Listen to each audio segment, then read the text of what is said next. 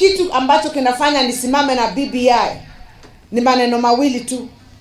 Ya kwanza ni maneno ya gender, kwa sababu tuko na watoto wanaume na watoto wanawake.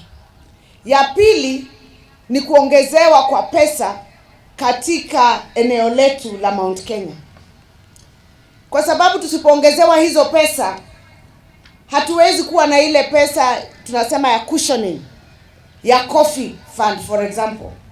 Tunataka pesa ziwekwe kulingana na vile mnatoa mazao, kwa sababu Kirinyaga inakuza kahawa sana.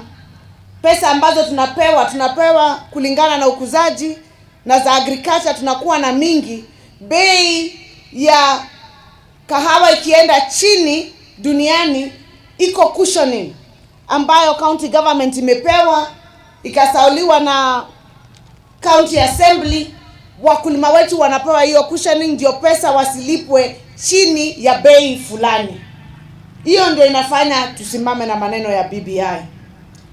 Inaweza kuwa kuna siasa mingi, lakini hiyo maneno ya one man, one shilling, one vote, na hiyo maneno ya productivity itasaidia sana wakulima wetu. Kwa hivyo hata ingawa sikuwa nimefika mahali ya kuongea siasa, maneno ya BBI ikifika, na waomba kama watu wa Kirinyaga, kama wewe ni mkulima ama mwanabiashara, hiyo BBI ndio itatukomboa sisi.